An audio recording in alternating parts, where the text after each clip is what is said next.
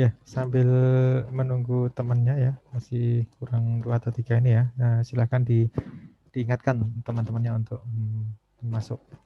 Kita sudah memulai gitu ya. Ya, jadi kemarin di pertemuan keempat kita sudah belajar terkait floating point dan juga loss of significance. Jadi yang terpenting di situ adalah kita kadang-kadang perlu memodifikasi suatu fungsi ya ataupun formula kita, algoritma kita agar bisa tidak kehilangan signifikan. Namun demikian itu kan sebetulnya kita buat dramatisir ya, diasumsikan bahwa angka signifikan itu komputer hanya bisa 4 misalkan. Makanya memang yang terjadi adalah ketika hanya bisa menyimpan angka signifikan, ya bisa jadi kita kehilangan angka signifikan gitu. Yang memang sangat berarti itu, cukup berarti. Namun demikian untuk saat ini kan komputer sudah cenderung canggih, jadi sudah 64 bit itu bisa menyimpan angka signifikan yang cukup banyak ya, sehingga sebetulnya kalau memang kita masih beroperasi dengan angka-angka yang sederhana, maksudnya yang bukan nilainya besar ataupun kecil sekali, itu sebetulnya masih itu tidak bermasalah ya. Jadi kita tidak bakal kehilangan angka signifikan karena kita pun menampilkan angka-angka tersebut juga pasti dalam laporan ataupun dalam analisis kita nggak mungkin sampai digitnya sampai 20 digit di belakang koma gitu kan nggak mungkin itu. Jadi kita juga akan melakukan pembulatan. Nah, jadi intinya ketika kita akan di dalam operasi kita ya, operasi metode numerik kita, ketika kita berhubungan dengan angka yang sangat besar sekali ya, atau angka yang sangat kecil sekali, nah disitulah kita perlu memikirkan hal ini ya. Jangan sampai kita kehilangan angka signifikan. Kalau memang kita berhubungan dengan angka yang sangat kecil ataupun yang sangat besar. Ya tentunya itu juga terkait dengan komputer yang kita gunakan. Apakah 32 bit atau 64 bit. Ya, kalau 32 bit kemarin kan hanya 23 angka signifikan yang bisa disimpan. Ya, itu pun kan dalam sistem biner gitu ya. Kalau dalam sistem desimalnya cuma berapa kemarin? Ya, begitu ya. Itu pun ya kalau memang kita berhubungan dengan nilai-nilai yang sangat besar sekali ataupun yang sangat kecil sekali. Baru kita perlu perhatikan itu. Perlu membuat mungkin merubah formula atau juga merubah algoritma ya supaya bisa tidak sampai kehilangan angka signifikan. Oke, itu yang terkait dengan pertemuan keempat kemarin ya. Sekarang kita masuk kepada pertemuan kelima. Saya share screen terlebih dahulu ya.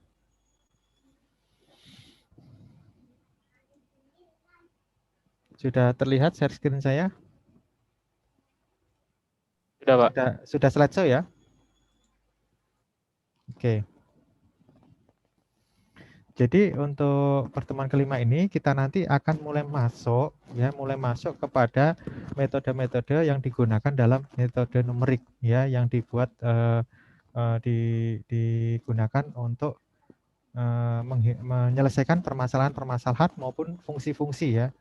Nah, tentunya kita juga perlu mengingat kembali jenis-jenis dari fungsi real ya.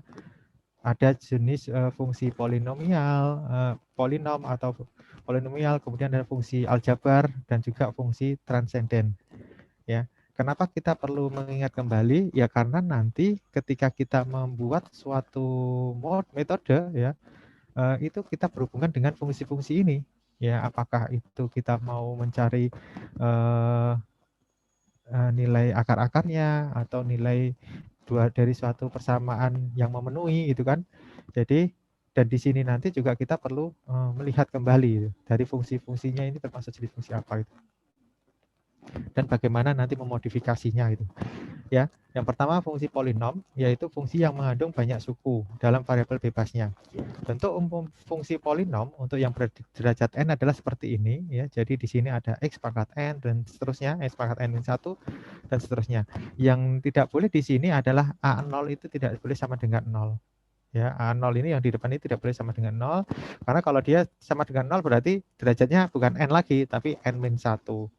Kemudian A, I ini adalah bilangan real ya. Kalau yang lain 0 boleh aja gitu, tapi kalau yang di depan ini tidak boleh 0 ya, karena N adalah derajatnya, derajat N.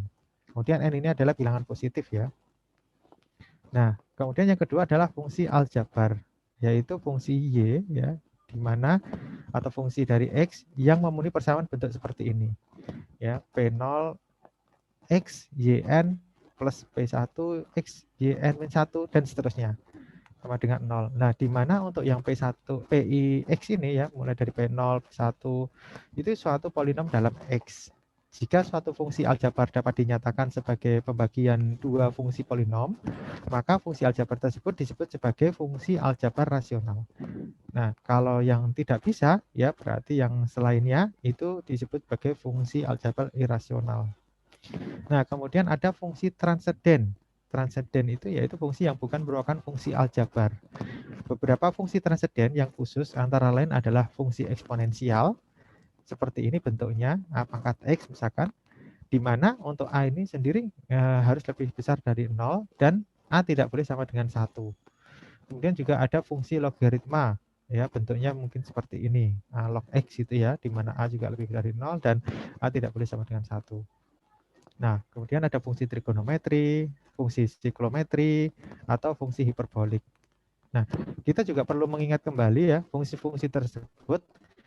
Kenapa? Karena nanti kita mungkin butuh ya operasi-operasi yang terkait dengan misalkan operasi terkait dengan eksponensial. Ya, eksponensial kalikan eksponensial itu ternyata bisa mungkin bentuknya adalah misalkan menjadi misalkan nanti tinggal dijumlahkan misalkan A kalikan A pangkat X dikalikan B pangkat A pangkat B misalkan berarti nanti apa A pangkat X plus B gitu ya. Jadi operasi-operasi yang melekat pada fungsi-fungsi tersebut kita harus ingat kembali ya. Kemudian beberapa juga metode-metode untuk penyederhanaan, mungkin faktorial, perkalian sekutu dan lain sebagainya yang terkait dengan fungsi-fungsi itu juga kita perlu pahami kembali ya. Karena nanti ketika kita menggunakan suatu metode di dalam metode numerik ini kadang-kadang juga ada keterbatasan sehingga kita perlu menyesuaikan fungsinya yang seperti contohnya kemarin itu loss of significant gitu ya. Kadang-kadang kalau untuk X yang sangat besar maka dia bisa menyebabkan kita kehilangan signifikan, angka signifikan. Nah, sehingga terjadi error dari pembulatan yang cukup besar gitu. Dan itu kalau dilakukan terus-menerus gitu berkali-kali, berulang-ulang, ya semakin lama semakin membesar. Itu yang disebut kemarin dengan kondisi yang tidak baik ya, ill condition. Oke, perlu ini adalah contoh ya, contoh persamaan dari akar-akar persamaan polinom. Ya, misalkan kita diminta untuk mencari ya, mencari akar-akarnya. Untuk yang berderajat X pangkat 7 ya, derajat 7 seperti ini. Atau mungkin kita juga diminta untuk mencari harga X yang memenuhi dari persamaan yang kompleks gitu, seperti ini contohnya. Nah, tentunya bila berbentuk fungsi polinom sederhana ya, kuadrat atau pangkat 3 ataupun pangkat 4, maka rumus-rumus aljabar dapat digunakan untuk menentukan nilai-nilai akarnya. Misalkan menggunakan faktorisasi atau mungkin pembagian suku banyak. Ya, itu bisa kita lakukan. Tetapi kalau seperti tadi yang sudah sampai pangkat 7, ya kita akan kesulitan ya menggunakan metode faktorisasi ataupun pembagian suku banyak. Nah, sebaliknya, bila suatu polinom berderajat lebih tinggi atau berbentuk transenden, tidak tersedia metode aljabar untuk solusinya. Oleh karena itu, harus ditempuh dengan cara aproksimasi. Ya, kita aproksimasi dengan metode numerik ya, lebih bukan kalau yang tadi ini di atas bisa analitik, ya ini numerik gitu kan, dengan sistem numerik. Maka kita sebut sebagai aproksimasi pendekatan nih. Nilainya yang diperoleh itu adalah aproksimasi atau pendekatan. Nah, itu tadi sedikit yang perlu diingatkan kembali ya terkait dengan beberapa fungsi, terus kemudian juga bagaimana operasi-operasinya itu yang perlu kita ingatkan kembali. Tetapi kita nggak bahas secara detail ya karena itu kan sebenarnya sudah ada di kalkulus ataupun mata kuliah yang lain, mungkin stat atau yang lainnya ya. Nah, StatMat ya mungkin. Untuk materi selanjutnya ini terkait dengan metodenya ya. Metode yang digunakan di dalam salah satu metode numerik ya yang dinamakan oleh bisection. Mungkin biseksi ini juga pernah saya bahas di pertemuan awal-awal ya, yaitu waktu dibuat contoh yang untuk penyelesaian dengan menggunakan numerik yang masih sederhana. Jadi dinamakan metode biseksi atau bisection itu karena dasar teknis metode ini adalah prinsip belah dua. Jadi dibagi, dicek kanan kiri, mana yang ada itu yang diambil, yang enggak ada ditinggalkan. Kemudian dibagi lagi, dicek lagi kanan kirinya, seperti itu. Jadi ini disebut sebagai biseksi. Nah, ini adalah merupakan metode numerik yang paling sederhana ya dan paling mudah dilakukan. Oleh karena itu, karena sederhana dan paling mudah ya tentunya ada kekurangan ya dan juga ada kelebihannya gitu ya. Nah, itu tadi kelebihannya salah satunya adalah mudah dan yang paling sederhana, tetapi ada pasti ada kekurangannya ya. Nanti akan kita lihat kekurangan-kekurangan dari metode biseksi ini. Nah, metode ini, biseksi ini itu diformulasikan berdasarkan teorema yang menyatakan bahwa bila fungsi fx kontinu dalam suatu selang interval AB misalkan, dan nilainya ya nilai dari fungsi tersebut, nilai dari fungsi untuk nilai A dan nilai B itu berlawanan tanda ya. Jadi nilai dari fungsinya itu adalah berlawanan tanda, maka ada satu bilangan alfa sedemikian sehingga fungsi dari alfa tersebut adalah sama dengan 0. Di mana alfa itu berada di antara A dan B. Ya. Ini gampangannya gini. Kalau teori ini kan sebenarnya gampangannya gini. Misalkan ini ada begini. Ini grafiknya misalkan. Nah, ini A, ini B, misalkan. Nah, ini ada FA, ya, di sini ada FB. Ya. Nah, kalau dia ini adalah fungsi yang kontinu, ya, fx ini adalah kontinu, ya, dia kontinu. Nah, kemudian dia itu mempunyai ada di interval AB, ya, untuk FA dan FB itu berlawanan tanda, satunya ini kan tandanya pasti negatif nih, yang FA-nya, FB-nya kan positif. Nah, pasti ada di antara itu ya nilai alfa sedemikian sehingga fungsi dari alfa tersebut f alfa tadi adalah sama dengan 0. Ya di sini ini adalah alfa. Ya, di satu nilai alfa ini dia di antara AB ya. Dia f alfanya adalah 0 ya. F alfanya di pas di sini titik ini. Itu maksudnya. Jadi dengan teorema ini, dasar teorema ini, maka metode biseksi digunakan. Ya. Dengan cara apa? Ya belah, cek kanan kiri, ada mana yang ada nanti dibelah lagi sehingga dia bisa sampai mendapatkan nilai yang dicari gitu ya.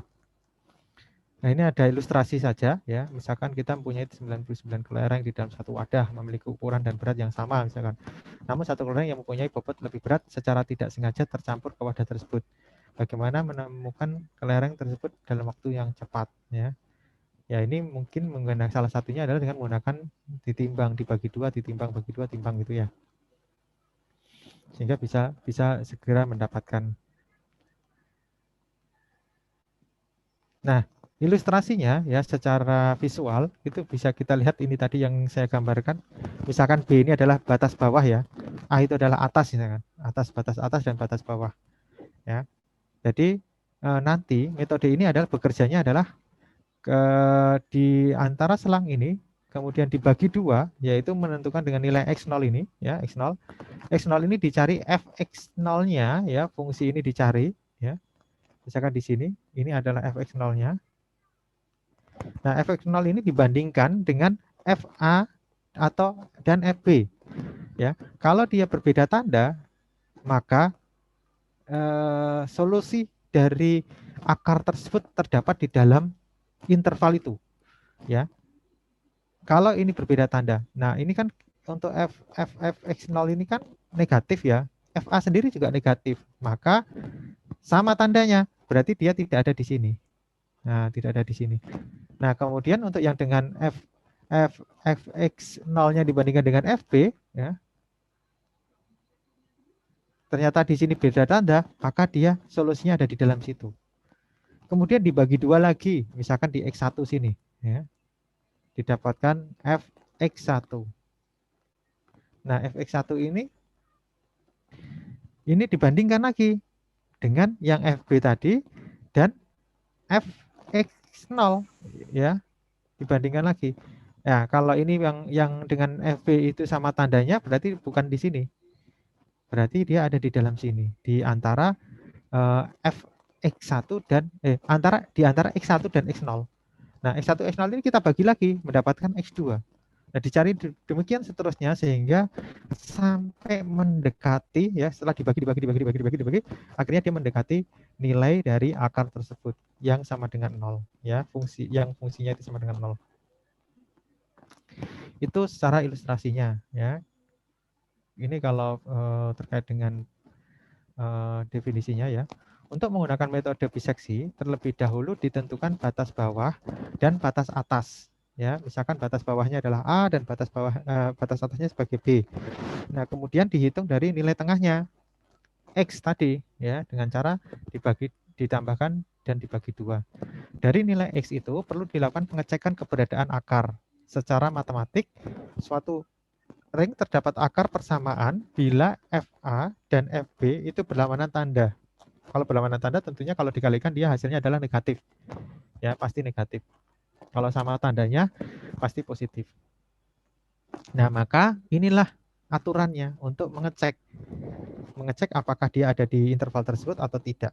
Ya, di dalam interval tersebut ada enggak yang nilainya itu nanti akarnya sama dengan 0 gitu fungsinya.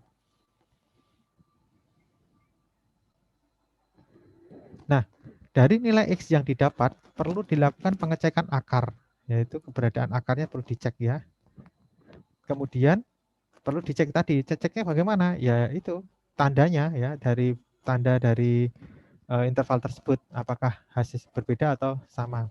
Setelah diketahui di bagian mana terdapat akar, maka batas bawah dan batas atas diperbarui sesuai dengan ring dari bagian yang mempunyai akar, ya. Ini tadi jika fx berbeda tanda dengan FA, ya, kurang dari 0, maka yang B-nya itu yang di batas atasnya itu yang diganti dengan X. Sehingga nanti kita cari FB-nya, ya.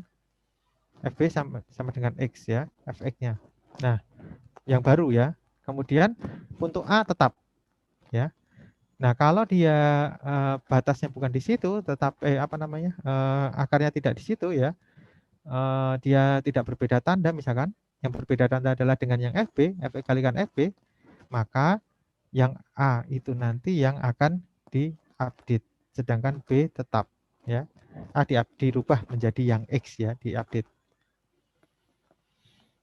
Kemudian akar persamaan biasanya ditentukan berdasarkan iterasi maksimum yang diberikan, tetapi yang paling banyak digunakan yakni dengan menentukan toleransi error yang ditetapkan. Jadi kita bisa menghentikan proses iterasi itu dari apakah dari jumlah iterasi maksimumnya. Misalkan kita tetapkan jumlah iterasi maksimum 10 itu. Kalau di Excel sih boleh-boleh aja 10, tapi kalau di program kan biasanya kita mungkin lebih dari itu. Bisa mungkin 100.000 atau mungkin 1 juta iterasi. Nah, atau dengan menentukan toleransi error yang ditetapkan, ya. Jadi, tapi umumnya itu yang digunakan adalah menentukan toleransi error yang ditetapkan. Kenapa? Ya karena itu yang menjadi dasar kita bahwa kalau semakin kecil itu sebetulnya sudah disebut sebagai convergent, nilainya sudah convergent dan bisa dipertanggungjawabkan atau tidak itu ya tergantung dari toleransi errornya. Kalau toleransi error yang kita gunakan itu sudah sangat kecil, maka itu sudah menjadi jaminan lah kalau angkanya memang sudah lebih bisa dipercaya gitu hasilnya. Nah, kalau iterasi maksimum ya masih tergantung, ya, kalau iterasinya maksimum 1 juta tapi kalau toleransi errornya masih tinggi, ya, atau errornya masih tinggi, ya itu sebenarnya belum bisa digunakan gitu. Nah, tetapi kenapa kok kadang-kadang kita juga perlu menggunakan iterasi maksimum? Di awal-awal tentunya, di awal-awal dari kita running ya, uji coba misalkan, itu kita perlu menetapkan. Jadi tetap ditetapkan iterasi maksimumnya. Misalkan kita pasang 1 juta. Nah, setelah 1 juta itu kita analisis apakah ada menuju ke konvergen atau tidak. Kalau misalkan toleransi errornya belum tercapai. Nah, kalau memang dia konvergen berarti bisa ditambah lagi. Oh, mungkin 2 juta atau 3 juta baru toleransi error tercapai. Misalkan seperti itu ya silahkan aja dilanjutkan itu. Ya, tetapi itu hanya sebagai batas. Biasanya untuk iterasi maksimum itu digunakan untuk evaluasi. Supaya jangan nanti kita kalau nggak pasang iterasi maksimum, dia ternyata ada permasalahan di dalam fungsinya, ya mungkin saja fungsinya itu bermasalah terkait dengan seperti yang loss of significance misalkan seperti itu, sehingga dia nggak mencapai konvergen gitu kan, sehingga nggak mencapai konvergen. Nah, itu untuk mengatasi itu ya kita pasang dulu iterasi maksimum supaya dia berhenti dulu, ya. Kalau kita lepas ya bisa jadi program kita nggak berhenti-berhenti, itu bisa jadi seperti itu. Makanya kadang-kadang dua-duanya juga digunakan. Nah, itu kalau di prakteknya ya, di prakteknya, dan itu kalau memang sudah kita menggunakan metode yang lebih advance lagi, dan mungkin juga penghitungan angka-angka yang apakah itu sangat besar ataupun sangat kecil. Kemudian algoritma biseksi, ya ini adalah algoritmanya. Sebetulnya algoritma ini juga secara umum ya, secara umum bentuknya adalah seperti ini. Jadi ini digunakan untuk mencari solusi fx sama dengan 0 ya, dengan kondisi misalkan dari suatu fungsi f gitu, dan intervalnya adalah AB, di mana FA dan FB itu mempunyai tanda yang berbeda. Jadi sudah bisa dipastikan bahwa di dalam situ terdapat fx sama dengan 0 ya. Pasti ada ya satu nilai dengan misalkan alfa tadi itu ya, dengan f alfanya itu sama dengan 0. Karena dia FA dan FB ya di pojokan interval tadi itu mempunyai tanda yang berbeda. Nah, yang menjadi inputan adalah, jadi algoritma biseksi ini membutuhkan apa? Inputan itu yang dibutuhkan di dalam algoritma ini. Yang pertama adalah intervalnya, interval dan A dan B-nya. Ya, kita perlu itu. Kemudian juga kita butuh toleransinya, toleransi error yang ditetapkan, ya. Dan juga mungkin maksimum number of iteration itu juga bisa kita pasangkan, ya. Kita bisa masukkan. Jadi nanti kalau sudah mencapai number of iteration berhenti itu, atau memang sudah mencapai toleransi error berhenti, nah, itu bisa. Ya. Itu yang menjadi input. Yang menjadi output ya ada dua, apakah solusinya atau pesan dari kegagalan gitu. Misalkan gagal ya kita pasang pesan, misalkan seperti itu ya, bisa jadi seperti itu. Nah, langkah-langkahnya yang pertama menetapkan ya set I itu sama dengan 1. Jadi iterasi yang pertama ya, iterasi pertama itu kita menghitung dari fungsi dari A-nya ya. Kemudian juga menghitung apa namanya? Ini di awal ini. Nah, kemudian ada step kedua, ini adalah looping ya. Looping dari apakah sudah mencapai looping sampai dengan mencapai iterasi yang ditetapkan NO tadi ya, jumlah maksimum number of iteration. Ya, loopingnya adalah step 3 sampai dengan step 6. Ya, kalau dia belum mencapai maksimum number of iteration, maka dia dilakukan looping lagi ya. Nah, di dalam looping tersebut di sini menghitung nilai tengahnya ya. Setelah nilai tengah dihitung, kemudian juga menghitung nilai fungsinya tersebut. Nanti dari fungsinya nilainya, hasilnya itu dicek apakah kurang dari toleransi atau tidak. Kalau sudah kurang dari toleransi, maka dia berhenti dan mengeluarkan output P-nya, hasilnya ada gitu. Kemudian setelah itu mengeset I sama dengan I plus 1. Jadi untuk I selanjutnya, kalau tadi set pertama adalah I sama dengan 1, ini berarti di sini mulai I sama dengan 2 berubah. Nah, kemudian step ke-6 ini adalah untuk pengecekannya ya. Jadi untuk pengecekan apakah dia berada di mana? Apakah di antara A dengan P atau P dengan B gitu ya. Kalau memang apa namanya A dengan P, ya kita rubah gitu. untuk batas bawahnya menjadi P gitu atau sebaliknya yang seperti tadi diilustrasikan gitu. Nah, kemudian kalau memang itu enggak ada hasilnya, output P-nya ini enggak bisa keluar, kita berikan pesan error di dalam langkah terakhir ya dan berhenti. Ini sebetulnya hanya untuk error handling ya. Jadi untuk menangkap error yang muncul. Misalkan dia terjadi kesalahan dari satu program. Nah, ini algoritma secara umum ya dari biseksi. Nah, yang perlu diperhatikan bahwa kadang-kadang kita mengeset ya, apakah kondisi-kondisi di step 5 seperti ini itu ditaruh di atas atau di bawah itu juga hasilnya juga berbeda gitu.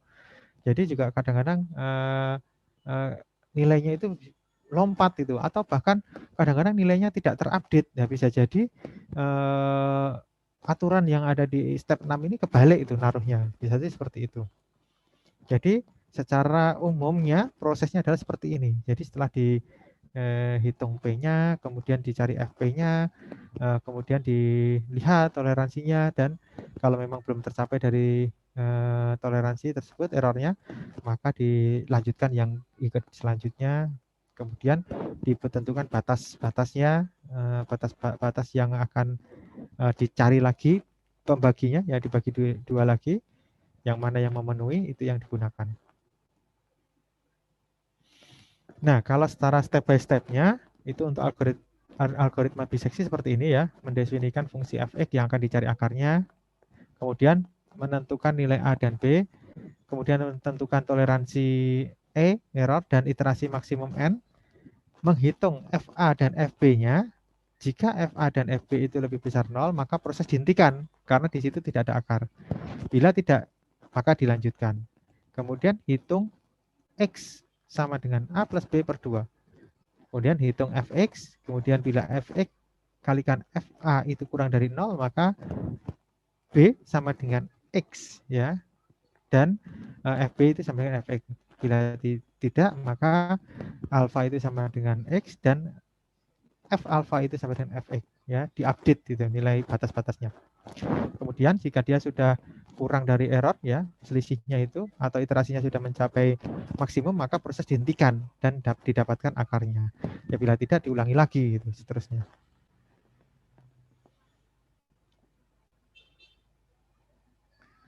Nah, saya lanjutkan. Misalkan ada contoh seperti ini ya. Tentukan salah satu akar dari persamaan pangkat 3 berikut ini. Ya, kita punya persamaan seperti ini. Nah, kemudian tabel penghitungan metode bisection. Biseksi ini dia menetapkan untuk X yang A-nya adalah 1, B-nya adalah 2 ya. A1, B2 yang ini ya.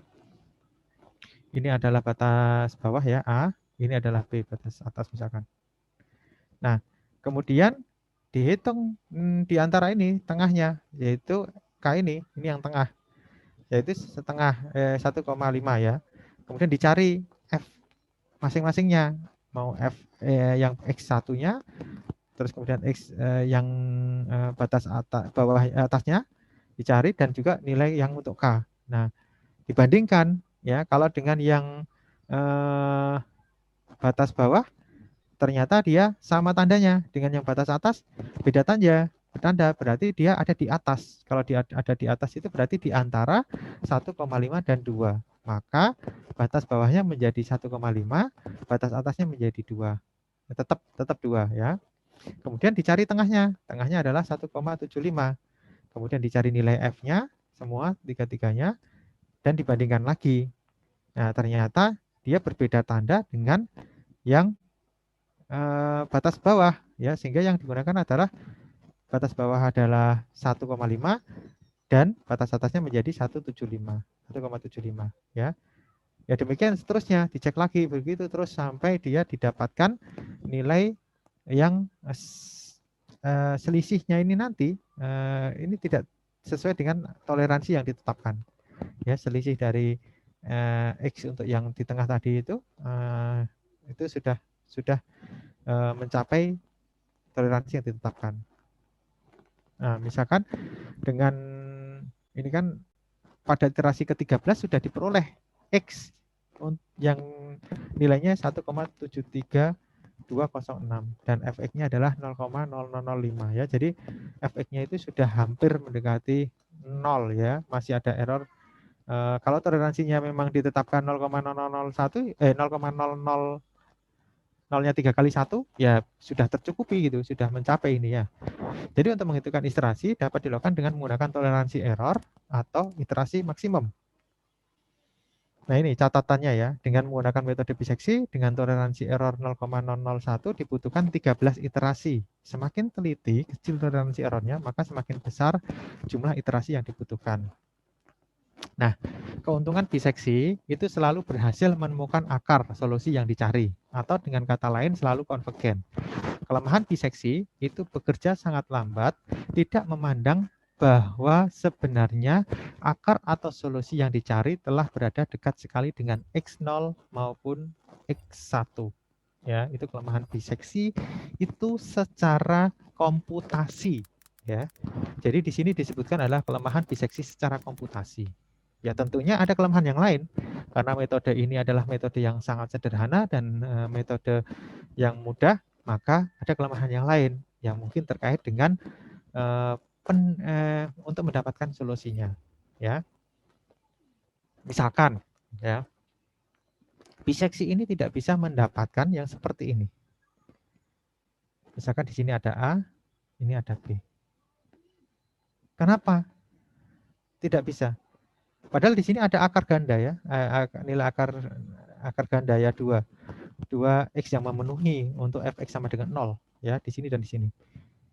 Ya, kenapa tidak bisa memenuhi, tidak bisa mendapatkan? Ya karena dari awal ketika kita menggunakan metode ini, maka dia tidak bakal seakan-akan dianggap tidak ada akarnya di dalam situ karena tandanya sama.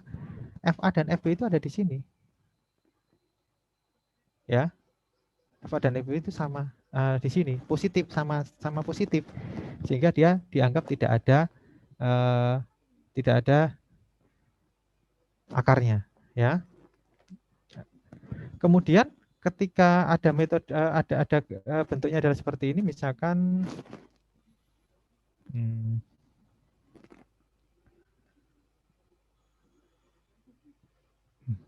seperti inilah. Ini adalah A, ya di sini AA ya misalkan. Ini B, ya. Di sini sebenarnya ada tiga yang memenuhi 1, 2, 3 ya, yang memotong sumbu X ya. Jadi Y sama dengan 0. Itu ada 3. Nah, ini dia dideteksi ada. Kenapa? Karena FA-nya dengan FB-nya itu beda tanda ya.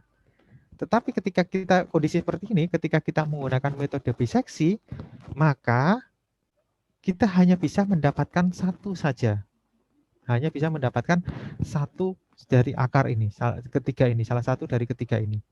Ya, yang mana yang kita akan dapatkan? Ya tentunya tergantung dari pengecekannya. Pengecekannya bagaimana? Pengecekannya tadi batas atas kalikan dengan nilai tengah fungsinya apakah beda tanda atau tidak, atau yang dicek batas bawahnya dengan nilai tengahnya gitu. Mana duluan yang dicek itu yang akan menghasilkan mana yang akan diperoleh. Jadi bisa jadi berbeda-beda ya, tergantung dari algoritma yang kita tentukan. Saya mau mencari yang sebelah kiri dulu, berarti kita fokus pengecekannya di kiri dulu misalkan. Jadi di awal kita cek sebelah kiri, memenuhi enggak, ada enggak, kalau enggak ada lewat gitu kan, berarti ada di sebelah kanan gitu. Itu bisa jadi seperti itu. Jadi hanya bisa mendapatkan satu saja, atau bahkan bisa jadi juga nanti mendapatkan malah bisa jadi mungkin ya kalau tidak dapat mungkin enggak ya, tapi hanya mendapatkan nilai satu saja, yang lainnya adalah terabaikan. Ya misalkan nilai tengahnya adalah di sini nih, ya. Contoh aja nilai tengahnya di sini nih, ya. Nilai tengahnya ini adalah di sini. Nah, dia akan mendapatkan yang ada di sebelah sini, yang ada di batas ini. Tetapi dia tidak akan mendapatkan ini. Kenapa?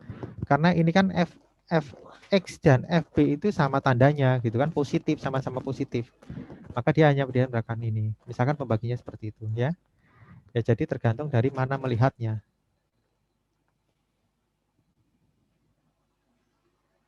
Ya, sampai di sini ada pertanyaan?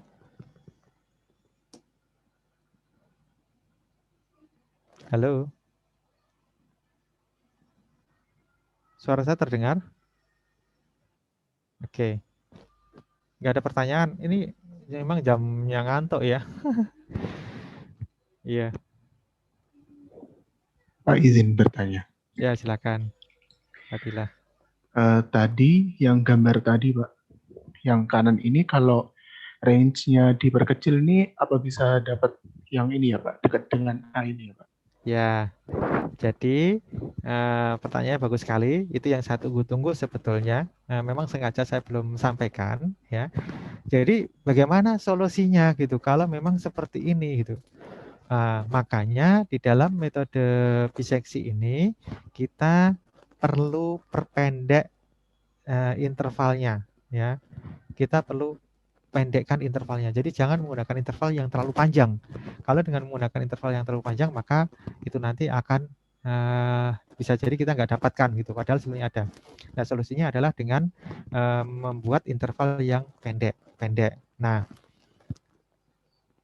kalau jadi untuk metode biseksi ini mensyaratkan, ya, sebetulnya juga banyak ya. Maksudnya informasi mensyaratkan kita butuh informasi yang lain gitu ya. Jadi informasinya itu digunakan untuk apa? Untuk menentukan nilai dari batasnya itu tadi. Karena menjadi inputan kan gitu, nilai batas A dan B-nya itu. Nah, kalau misalkan dengan menggunakan Excel ya, kalau kita mau mengerjakan itu dengan Excel ya, di mana apa namanya kita terbatas ya, proses interaksinya kita terbatas karena kita harus melakukan manual, ya kita harus bisa memastikan bahwa di dalam interval tersebut itu sudah memenuhi, misalkan seperti ini kita sudah tentukan di sini B-nya ya. Nah, ini sudah pasti memenuhi. Nah, makanya ini kita selesaikan dengan Excel sih enggak masalah. Nah, makanya kita perlu gambarnya seperti apa gitu. Jadi fungsi tersebut gambarnya seperti apa. Nah, kalau memang kita diizinkan dan bisa available, bisa menggambarkan ya, apakah itu menggunakan GeoGebra atau mungkin yang aplikasi yang lain dan bisa menggambarkan, ya kita bisa menentukan batas-batas tersebut. Misalkan ini saya partisi menjadi A dan B. Terus kemudian di sini ada C dan D ya. Sudah pasti A dan B itu ada satu, C dan D itu ada satu juga. Nah, itu bisa kita dapatkan. Ini akan kita dapat nilainya, ini juga kita dapat nilainya. Jadi kita bisa dapat dua. Itu kalau kita memang bisa melihat gambarnya. Nah, itu pun kalau memang kita mau menyelesaikan dengan Excel. Nah, tetapi ketika kita sudah di dalam pemrograman ya, kita sudah bicara dengan bagaimana fungsi dari looping gitu ya, pemrograman, maka untuk bisa secara umum ya, untuk bisa menyelesaikan dengan menggunakan metode biseksi untuk bisa menyelesaikan mendapatkan akar-akar tersebut, ya kita harus buat partisi-partisi. Ya, kita buat partisi-partisi. Jadi misalkan ya fungsinya mungkin seperti apa ya? Ya ginilah. Nah, misalkan aja nggak apa-apa ya. Nah, kita buat partisi-partisi ya supaya bisa menyelesaikan. Nah, untuk bisa membuat partisi ya semakin kecil sebenarnya semakin bagus, tetapi juga kita harus melihat fungsinya juga sih. Fungsinya itu biasanya partisi misalkan menggunakan satu satuan sih bisa saja. Misalkan dari sini kita tetapkan dulu batasnya adalah misalkan -10.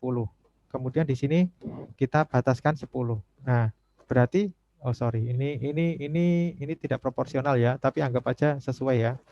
Di sini ada 10 satuan, di sini ada juga 10 satuan ya.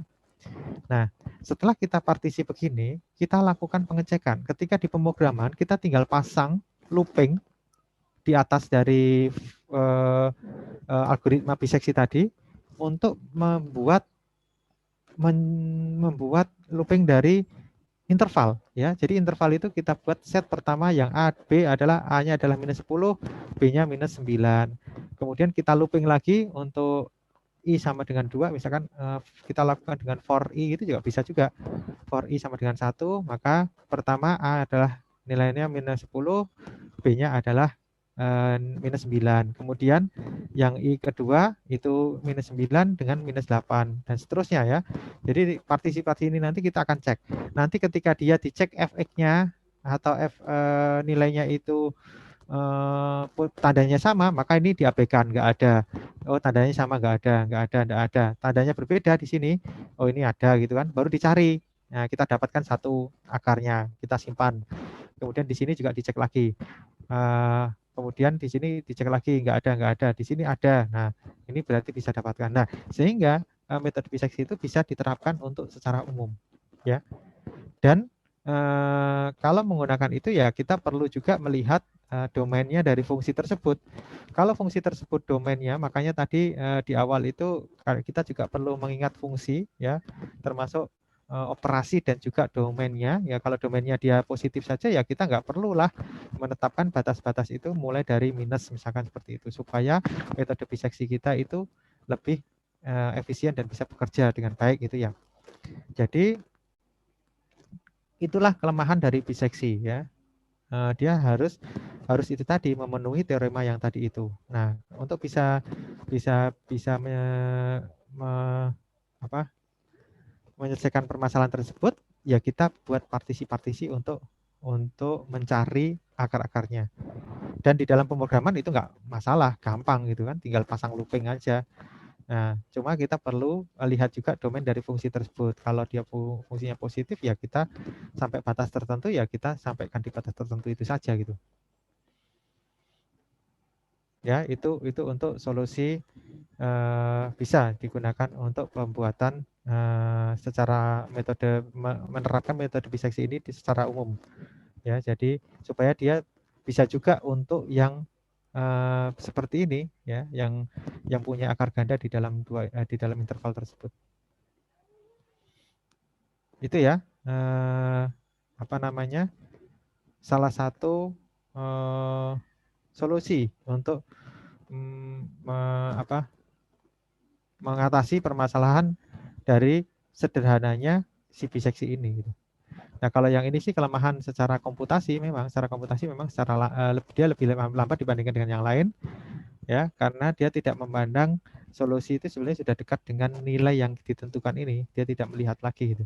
Pokoknya walaupun dia di situ bagi lagi sehingga dia mendapatkan suatu interval yang sangat kecil sekali. Ya, terima kasih Pak Dila. Ada yang lain mungkin?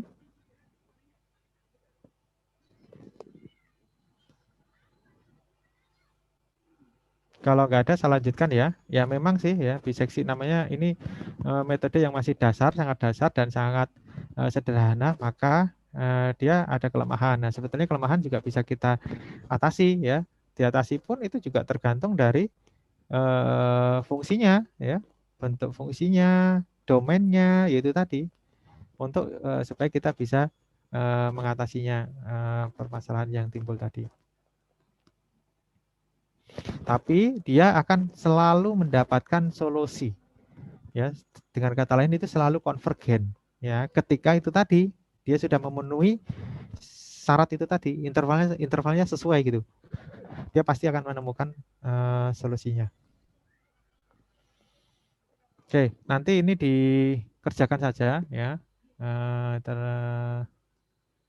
Ya, jadi ini ada dua aturan, apakah toleransi errornya yang 0,001 atau iterasi maksimum ditentukan adalah 10 iterasi. Nanti silakan nanti ini dikerjakan di Excel. Seperti ini tadi ya, cara mengerjakannya. Sampai dengan iterasi 10 atau dia sampai dengan mencapai toleransi 0,001. Ya. Ini juga sebenarnya sama saja, cuma berbeda fungsinya saja. Ya, ini aja yang nanti dicoba untuk dikerjakan. Oke, kalau nggak ada pertanyaan saya lanjutkan ke metode iterasi. Ya, nah metode iterasi ini ya secara tingkatan mungkin di atasnya sedikit lah metode biseksi. Kalau biseksi kan operasi matematiknya masih sangat mudah gitu, tinggal bagi cek gitu ya. Kalau iterasi ini sudah ada modifikasi dari atau membuat rumusan ya. ya, sedikit berbeda. Nah, namanya juga iterasi gitu ya. Jadi prosesnya adalah iteratif. Dimulai dengan aproksimasi, ya. Aproksimasi itu kita X0 ya, mengaproksimasi atau menduga ya, atau juga memberikan initial value ya. Kalau di dalam nantinya itu prakteknya adalah menetapkan initial value ya, nilai awalnya yaitu X0 ya, untuk suatu akar alfa misalkan, dan dari hasil tersebut dilakukan aproksimasi X1 ya. Kita punya nilai awal X0. Dari X0 itu digunakan untuk mengaproksimasi atau menduga X1. Setelah mendapatkan X1, kita gunakan untuk aproksimasi X2. Setelah mendapatkan X2, X2 tersebut digunakan untuk aproksimasi X3 dan seterusnya, sehingga kita akan memperoleh nilai-nilai mulai dari X0 itu tadi yang kita tetapkan, kita mendapatkan nilai X1, X2, X3, X4 dan seterusnya sampai dengan lama-kelamaan yang mendekati nilai alfa atau akar tersebut. Ya, akar alfanya tadi itu. Nah, proses tersebut diteruskan sehingga aproksimasi dengan ketelitian yang diinginkan diperoleh, ya, sama aja sampai dengan toleransi yang diinginkan itu dicapai, ya. Jadi untuk suatu proses iteratif kita perlukan dua hal ya, yang di dalam proses iteratif yang menjadi yang kita perlukan ada dua hal. Yang pertama adalah X0-nya atau initial value-nya ya, dan juga metode atau formula untuk memperoleh aproksimasi dari xn plus 1 dalam suku-suku dari aproksimasi xn ya. Jadi maksudnya adalah kita harus, untuk yang kedua ini adalah kita harus mendapatkan ya metode atau formulanya ya untuk menduga atau mengaproksimasi X sekarang dari X sebelumnya ya, atau X ke depan dari X sekarang gitu ya. Itu maksudnya. Nah, di dalam metode iterasi itu ada dua, iterasi sederhana dan iterasi konvergen. Nah, nanti akan yang dibahas di pertemuan ini sampai dengan yang sederhana saja. Minggu depan kita akan lihat untuk yang iterasi konvergen ya. Nah, untuk yang sederhana, metode iterasi sederhana adalah metode yang memisahkan X dengan sebagian X yang lain sehingga diperoleh X sama dengan fungsi dari X itu sendiri. Misalkan fungsinya adalah G. Ya, sebagai contoh misalkan kita punya persamaan X min X pangkat pangkat X ya sama dengan 0, itu kita rubah. Kita rubah menjadi misalkan X sama dengan pangkat X. Ya, kita geser aja. Nah, sehingga kita bisa mendapatkan fungsi dari X yaitu X itu tadi atau Gx itu sama dengan pangkat X ya. Nah, Gx inilah yang menjadi dasar iterasi pada metode iterasi sederhana ini ya. Inilah yang menjadi syarat yang kedua tadi ya. Yang dibutuhkan tadi yang kedua yaitu metode atau formulanya ya. Gx inilah nanti yang akan menjadi itu. Nah, step by stepnya misalkan seperti ini ya. Misalkan ada fungsi fx itu adalah sama dengan 0, ubah persamaan tersebut sehingga berbentuk x merupakan fungsi yang baru untuk x itu sendiri ya. Kemudian pilih x 0 ya, initial value atau nilai awalnya, aproksimasi dari nilai awal, kemudian substitusikan nilai tersebut ke persamaan pada langkah 1 sehingga bisa mendapatkan x1 ya. Jadi nanti dari X0 ini yang ditetapkan ini kita masukkan ke sini, kita dapatkan X1 sehingga diperoleh persamaan berikut. Jadi X1 itu sama dengan Fx0 ini. Ini adalah memasukkan X0 ke dalam fungsi yang tadi sudah kita rubah itu sehingga bisa mendapatkan X1. Nah, lakukan terus ya, lakukan seterusnya sehingga diperoleh barisan dari nilai X0, X1, X2 sampai dengan Xn dan Xn plus 1. Maka secara analogi untuk nilai terakhir dari barisan ini diperoleh hubungan ini, hubungannya. Jadi Xn plus 1 itu sama dengan fungsi dari Xn ya. Proses iterasi dalam metode ini dihentikan ketika Xn plus 1 dikurangi Xn itu kurang dari toleransi yang ditetapkan. Ya, dia akan dihentikan. Nah, toleransinya berapa ya tergantung dari kita. Ya biasanya 0,00001 atau 0,00005 gitu ya. Itu nanti tergantung dari yang ditetapkan. Nah, kalau algoritmanya secara umum seperti ini, ya hampir sama dengan algoritma bisection tadi, cuma memang prosesnya akan berbeda gitu ya. Ini untuk menentukan misalkan solusi P ya, dari merupakan fungsi dari P dengan memberikan initial value ya, initial approximation itu adalah P0. Jadi inputannya apa? Inputannya di sini kalau di dalam metode iterasi ini adalah P0, aproksimasi nilai awalnya ya, initial value-nya ya. Kemudian ada toleransi dan number of iteration ya, maksimum number of iteration itu sudah standar. Dua ini hanya digunakan untuk memberhentikan ya, untuk supaya berhenti proses loopingnya. Nah, outputnya apa? Outputnya sama, apakah solusi dari P tersebut atau pesan error yang dimunculkan. Nah, untuk step-stepnya ya, step pertama sama, I sama dengan 1, kemudian ada pengulangan di sini, lakukan sampai dengan maksimum number of iteration ya. Step 3 sampai dengan 6. Nah, step 3 ini tentukan bahwa P sekarang, nilai P sekarang itu adalah fungsi dari nilai sebelumnya P0 ya. Hitung dari PI-nya.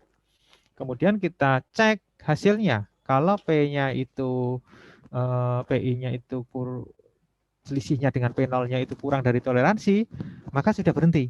Ya, nggak usah diulang lagi. Nah, berhenti dan itu hasilnya.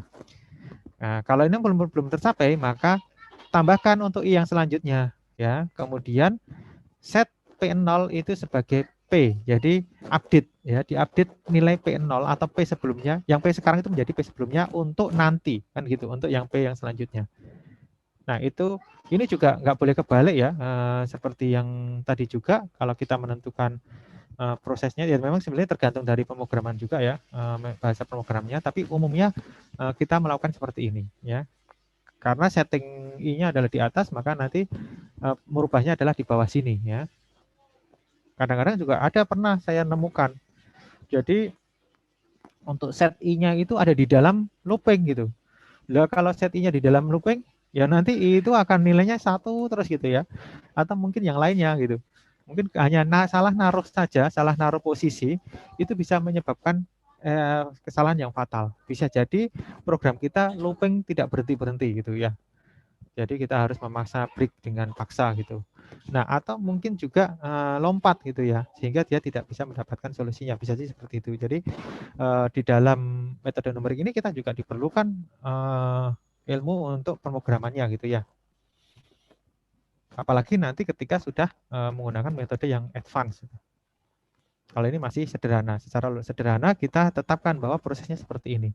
Setting, kemudian penambahan I itu ada di bawah, kemudian updatingnya juga ada di bawah, sehingga nanti ketika cek, ya sebenarnya tergantung juga ya, apa penggunaan fungsi dari pengulangannya, apakah dual, apakah for I sama dengan sekian sampai sekian misalkan, atau loop until, do until atau apa gitu ya, itu berbeda-beda ya. Jadi ketika kita menggunakan dual itu ya seperti ini yang cocok gitu ya. Menggunakan for I sama dengan sekian ya beda lagi gitu ya. Bisa jadi beda ya, bisa jadi sama. Ini algoritmanya secara umum seperti itu. Nah, ini contohnya. Misalkan kita diminta mencari akar dari persamaan ini, yang sketsa grafiknya ditunjukkan dengan sekian ini ya. Jadi ada 3 ya, ada 3 akar ya. Di sini ada tiga nilai yang sebetulnya memenuhi ya. Yang pertama sini, kedua, ketiga. Nah, dari persamaan itu kita dapat tuliskan ya, kita bisa rubah ya, atau kita bisa dapatkan formula untuk X sama dengan ya, kita geser saja X itu sama dengan dari fungsi dari X, sehingga ini adalah 7X pindah ke sana sehingga diperoleh 2X pangkat 3 plus 2, kemudian 7-nya geser lagi ke sini sehingga diperoleh 2/7 dalam kurung ini ya. Ini bisa ya untuk membentuk ini. Ini hanya menggeser saja, operasi matematika biasa ya. Ke kanan, kemudian kita dapatkan nilai rumusan untuk X adalah fungsi dari X seperti ini. Nah, dari sketsa grafik terlihat bahwa akar positifnya terletak antara 0 dan 1. Dan yang lainnya terletak di antara 1 dan 2. Itu yang positif ya. Ada di sini ya, di antara 0 dan 1 dan 1 dan 2. Ada di situ juga. Nah, pilih aproksimasi awal ya. Jadi kita aproksimasi awal atau nilai initial value-nya untuk X0-nya itu adalah sama dengan 1 dengan formula yang tadi itu. Ya, kita gunakan formula ini. Ya, kita sudah punya dua-duanya. Yang pertama aproksimasi awal sudah ada, kemudian formula yang akan digunakan juga sudah ada ya. Nah, maka kita hitung untuk X1-nya. X1 adalah 2/7 dikalikan nilai X0-nya di 1, masukkan aja. Jadi 1 pangkat 3 per 1. Nilainya adalah 0,571. Ini kalau dibulatkan hingga 3 tempat desimal ya. Kemudian dari nilai ini disubstitusikan kembali untuk menghitung X2-nya. Dimasukkan lagi ke dalam rumus untuk mendapatkan X2. Sehingga X2-nya diperoleh ini. Nah, setelah X2-nya diperoleh ini, kita masukkan lagi, substitusikan lagi. Dapatlah S3. Hasil S3 masukkan lagi, dapat X4. Dan seterusnya. Sehingga kita punya barisan seperti ini. Ini kalau ditabelkan ya. Nah, sehingga untuk N sama dengan 1 sampai dengan 5 itu diperoleh seperti ini. Jadi diperoleh informasi bahwa proses sudah konvergen ke 0,293 ya, sudah sama. Ini kalau menggunakan 3 digit ya, 3 digit signifikan ya. Ya, diperoleh informasi bahwa proses konvergen di 0,293. Sementara itu nilai eksak akar eksaknya adalah ini. Ini kalau kita cari menggunakan rumus ABC ya, nilainya adalah sekian. Ya, errornya sekian kan, ada error sedikit gitu ya, error pembulatan ya di sini. Kalau kita menggunakan digit mungkin 5 digit atau 6 digit di belakang koma ya bisa jadi hasilnya nanti akan sama dengan ini. Bisa ketemu nilai yang sama persis gitu ya. Itu akan menuju ke konvergen ya. Ini akan bentuk arah ini sudah kelihatan dari sini itu sudah menuju ke konvergen. Nah, kemudian di contoh 2 ini masih dengan persamaan yang tadi ya, gambar 22 tadi, ini mempunyai akar positif lain ya, yang terletak di antara 1 dan 2.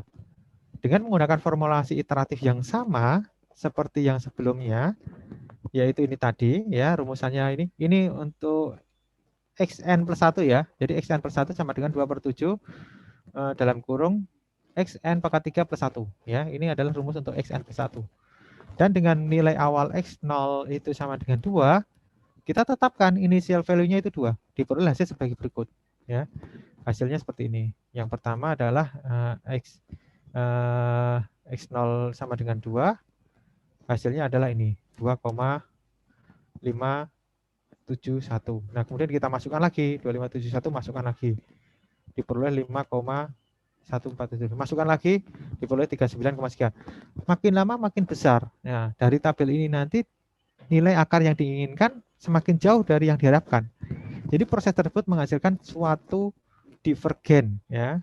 Suatu hal yang divergen. Jadi tidak konvergen tetapi divergen, dia menyebar. Jadi makin lama makin besar itu. Jadi menghasilkan suatu kedivergenan. Nilai akar yang dicari semakin jauh dari hasil yang diharapkan. Tadi hasil yang diharapkan kan sekitar 2 gitu ya. Karena tadi kita intervalnya 1 sampai dengan 2. Nah, ilustrasi tersebut menunjukkan bahwa tidak semua proses iteratif itu adalah konvergen. Ya, proses iterasi yang baru saja dikemukakan tidak dapat dipakai oleh karena itu perlu dicari proses iterasi lain untuk persamaan yang diketahui. Ya, mungkin berikut adalah iterasi lain yang dimaksud. Nah, proses iterasi tersebut kan tadi membutuhkan initial value dan juga formula ya atau metode. Yang metode itu didapatkan dari mendapatkan fungsi dari X ya. Fungsi dari X itu sendiri ya. Seperti ini contohnya. Nah, kita bisa merubah ya persamaan yang tadi itu, kita bisa rubah bentuknya menjadi seperti ini ya. Kalau yang ini adalah yang ini digeser ke kanan, ini juga digeser ke kanan, ya 7x-nya di minus 7x-nya geser ke kanan menjadi 7x, plus 2-nya digeser ke kanan juga menjadi min 2, kemudian 2x pangkat 3 itu 2x kuadrat turun ke sini, ya sehingga nilainya bentuknya seperti ini. Nah, ini menjadi persamaan yang berbeda dengan yang awal, ya. Tapi ini ada syaratnya ya, untuk x tidak sama dengan 0 ya. Jadi kalau x-nya sama dengan 0 nanti nggak mau. Nah, sehingga proses iterasinya dapat ditulis seperti ini. Nah, coba saja masukkan dengan menggunakan nilai initial value 2. Apakah bisa didapatkan atau tidak? Ya. Ya, seharusnya mungkin bisa jadi ini bisa menghasilkan sesuatu hal yang konvergen, ya, berbeda lagi dengan yang tadi. Nah, kemudian bentuk lain persamaan ini tuh kita bisa rubah juga, ya. Seperti ini misalkan, ya. Ini adalah misalkan ini dalam bentuk akar ya, dalam bentuk akar. Ini kan digeser dulu ke kanan, ini digeser ke kanan, kemudian x kuadrat ya, 2x-nya ke sini, x kuadratnya tetap di sini, kemudian kuadratnya dihilangkan diganti ya, di sini dikasih akar ya, di sini hilangkan kuadrat, di sini kasih akar. Nah, ini juga begitu. Jadi ini yang digeser, yang dipindah hanya 2-nya saja yang ke kanan, masih ada x pangkat 3, ya, x pangkat 3-nya dihilangkan menjadi sebelah kanannya menjadi akar pangkat 3. Ya. Jadi ini adalah formula-formula ya, formula iteratif untuk persamaan ini. Jadi untuk satu persamaan ini ada beberapa formula iteratif. Sudah ada 4 ya tadi. 1 di awal, ini yang kedua, ini yang ketiga, ini yang keempat. Ya. Dan ini nanti tentunya setiap bisa jadi untuk setiap ini value juga berbeda-beda gitu ya. Bisa menghasilkan apakah itu konvergen maupun divergen. Nah, itu kelemahan dari metode iterasi sederhana. Ya, namanya juga sederhana kan. Jadi masih ada kelemahan ya. Kelemahannya ya kita harus memilih initial value yang pas gitu ya. Kemudian juga menggunakan metode yang pas gitu ya. Kalau metode dan initial value-nya cocok, kemudian sudah menuju konvergen, maka itu akan didapatkan. Tetapi kalau sudah menyebar, itu nanti tidak bisa digunakan. Nah, sehingga pemilihan initial value itu sangat sensitif ya di dalam metode iterasi sederhana ini. Ya, pemilihan ya initial value itu sangat sensitif terhadap metode iterasi sederhana ini.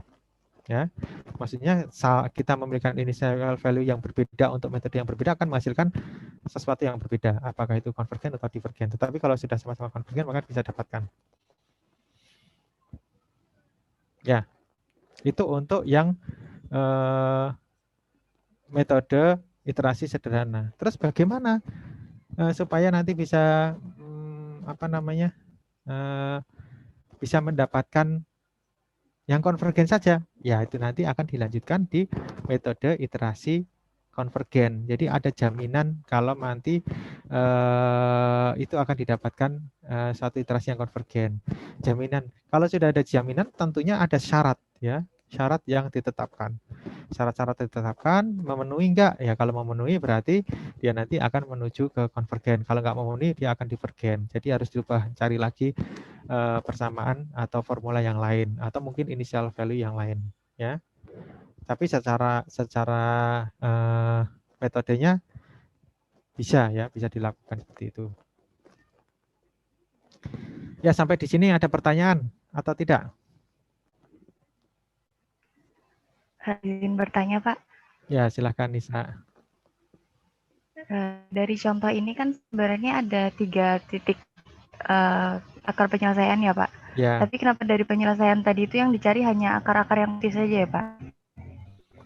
Ya. Oke, makasih. Ya, jadi sebetulnya untuk mendapatkan ini itu kan namanya iteratif sederhana ya. Sebenarnya hanya untuk memberikan contoh sebetulnya, memberikan contoh proses dari iterasi sederhana itu seperti apa. Nah, pada prakteknya ya seperti tadi bisection ya, kadang-kadang kita juga memerlukan ya kita bisa jadi menggunakan pasangan initial value dengan formula yang berbeda, nanti akan menuju ke suatu nilai konvergen yang berbeda.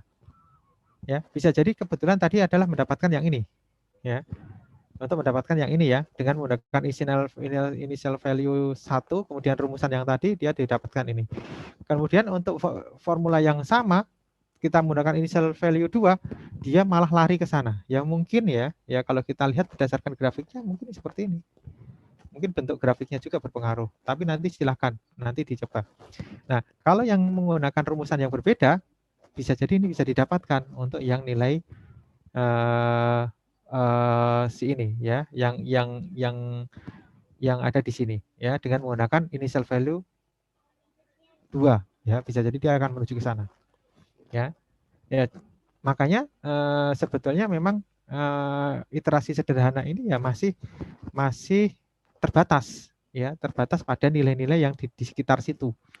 Ya, dia akan mendapatkan nilai-nilai sekitar situ. Apakah dia menuju konvergen atau divergen atau bisa mendapatkan nilai itu, nanti silahkan dicoba ya. Ya, gimana Nisa? Sudah terjawab atau belum? Berarti tapi iterasi sederhana ini juga bisa mencari yang akar-akar yang negatif juga ya Pak? Misalnya itu yang dengan min 2 itu Pak? Oh ya, bisa. Bisa dengan kombinasi initial value dan formula yang tadi itu. Ya. Ya, kalau mau coba sebetulnya tadi kan kita mempunyai beberapa formula nih. Ya, nanti sebetulnya akan dibahas di iterasi konvergen. Jadi di situ nanti akan ada ya pengecekan. Jadi ini itu apa namanya? Fungsi yang kita bentuk ini ya, fungsi dari ini. Nah, ini nanti akan dicek ya, dicek untuk apakah dia positif atau negatif ya. Intinya seperti itu. Nanti akan ada syarat lanjutan supaya dia bisa mendapatkan konvergen. Nah, kalau dapatkan konvergen ya kita bisa dapatkan nilainya. Jadi ini bisa saja diperoleh ya. Yang di sini misalkan kita menggunakan initial value minus 3. Nah, coba aja minus 3 untuk keempat formula tadi. Pasti salah satu akan menuju ke hasilnya ini. Atau minus 2, kan ini diantara minus 1 minus 2 ya. Kita gunakan initial value minus 2 ya. Dari minus 2 dengan menggunakan minus 2 ini, menggunakan salah satu dari rumusan tadi ya, pasti akan didapatkan ini ya. Nah, untuk itu pembuktiannya ya silakan nanti dikerjakan yang ini. Nah, latihan ini. Jadi, cari nilai akar dari persamaan berikut menggunakan formula iteratif. Nah, ini nanti cari ya. Coba ya. Ini kan nanti akan ada berapa formula? Satu ya, satu formula. Kemudian ini bisa juga ini yang geser semua. Ini nanti bisa 2x atau x ini bisa 2. Ini bisa 2, dari sini ada 2. Nah, kemudian dari sini ada x pangkat 3-nya geser ke sana. Dengan akar pangkat 4 ini ada 2 juga. Atau ini malah bisa lebih dari itu, Dik. Karena nanti bisa x kuadrat kan bisa dibentuk begini juga kan. X kuadrat sama dengan minus 2x kuadrat plus x plus 3 dibagi dengan x kuadrat. Nah, ini dihilangkan. Jadi ini ada akarnya. Nah, seperti ini juga bisa, kan gitu. Banyak sekali ya kombinasi-kombinasi dari fungsi ini yang bisa diterapkan. Nah, tetapi nanti pilih saja 3 rumusan. Dari yang sini, dari sini. Nanti 3 rumusan, buat aja 3 rumusan. Kemudian gunakan untuk initial value, ada 3 juga. Bentar, saya gambarkan grafiknya dulu ya. Bentuknya seperti x pangkat 4 plus 2x kuadrat. Ya. Nah, gunakan nanti initial value.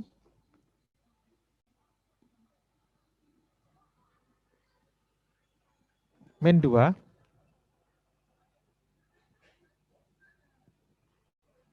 0, dan 1. Ya. Gunakan initial value ini dengan 3 formula ya. Silahkan nanti dikerjakan ini dengan mencoba membuat 3 formula untuk X ya. Formula pertama yang ya sebenarnya pilih aja lah. Pokoknya 3 formula. Kemudian gunakan untuk X0 sama dengan min 2, 0, dan 1 ya. Nanti dilihat. Pasti jadi ada 3 kali 3 ya. Ada 9 ya. Ada 9 apakah dia konvergen maupun divergen ya. Kalau konvergen nanti dia dapatkan yang berapa. Itu nanti silakan dicoba ya. Untuk latihan atau untuk responsi ya, kalau mencukupkan. Pakai Excel aja bisa kok. Nanti kalau pakai Excel kan bisa di copy paste kan, copy paste sampai dengan mungkin iterasi ke-10 saja boleh. Ya, nanti dicoba ya. Karena ini nanti juga kalau ini nanti kalau nggak salah mendapatkan 2 ya, 2 nilai. Akan didapatkan 2 nilai. Berarti ada yang nggak konvergen juga gitu, dan ada juga yang konvergen dari kombinasi itu tadi. Ya, jadi itu nanti silakan dicoba untuk responsinya. Kalau yang tadi gampang ya, nggak usah deh yang bisection nggak usah. Khusus ini saja. Ini buat Excel-nya, file Excel nanti dikirimkan file Excel untuk responsi bisa ya? Bisa ya? Pernah kalian mengirimkan responsi pakai file Excel? Belum pernah, Pak. Belum pernah, Pak. Biasanya apa? PDF, foto, atau Word ya? Iya, Pak. PDF atau Word, Pak. Ya, atau dibuat tugas saja? Responsinya nanti catatan aja lah gitu ya. Gimana? Terserah kalian. Mau responsi atau tugas? Tugas saja, Pak.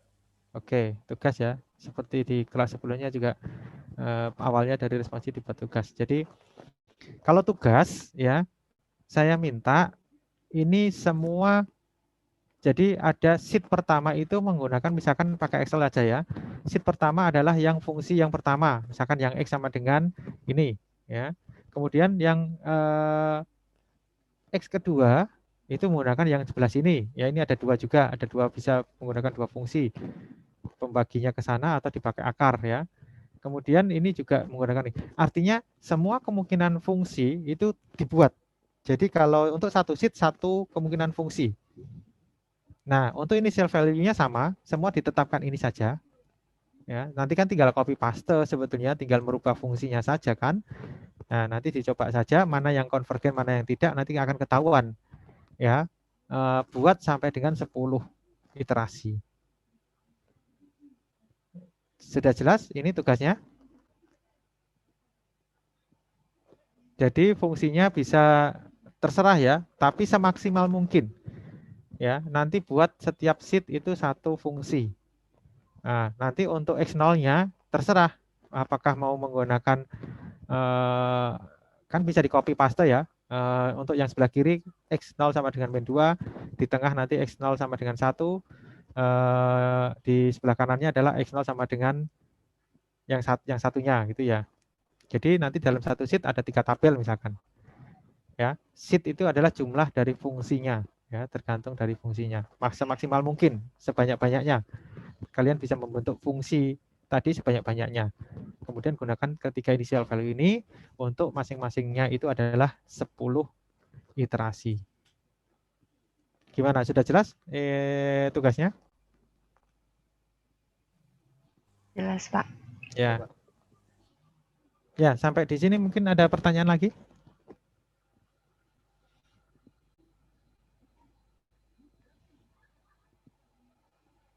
Nanti dibuat semaksimal mungkin ya. Ini semaksimal bentuk fungsinya seberapa, itu nanti dibuat sheet-nya sampai berapa itu. Dan tuliskan di atasnya itu rumusannya. Rumusannya dituliskan dulu, formulanya dituliskan dulu. Formula untuk ini. Ya, dalam bentuk begini. Ya. Misalkan di sheet pertama adalah menggunakan yang tadi itu, yang pertama adalah menggunakan yang ini. Ya, ini formulanya ya.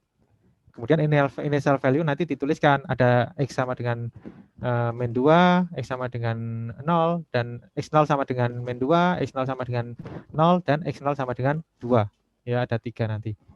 Ini yang pertama, sheet pertama ini misalkan, terus sheet kedua yang ini, ya, kemudian, yang ini deh, maaf. Ini bentuknya benih, bukan yang ini. Ini kan yang sudah dalam bentuk iterasinya, proses iterasinya seperti ini, yang ketiga yang ini, yang keempat yang ini. Nah, masing-masing ini ada 3 tabel, ya, sesuai dengan initial value tadi yang ditetapkan. Berarti kalau yang ini, contoh ini adalah ada 4 sheet ya. Baik, ada lagi yang mau ditanyakan?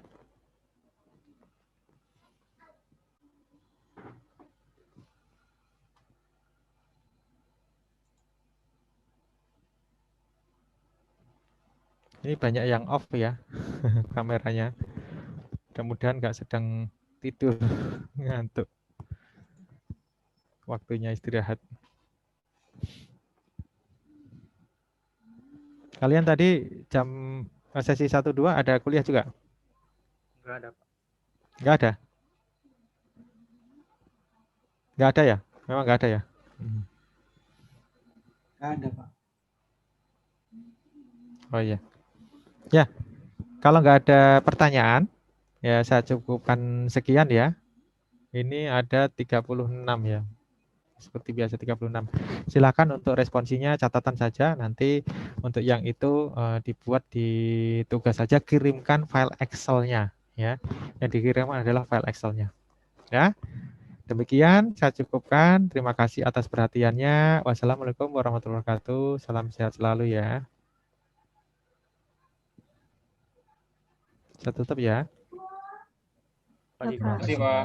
Terima kasih, Terima Pak. kasih, Pak. Ya, sama-sama. Terima kasih, Pak. Ya. Saya tutup ya.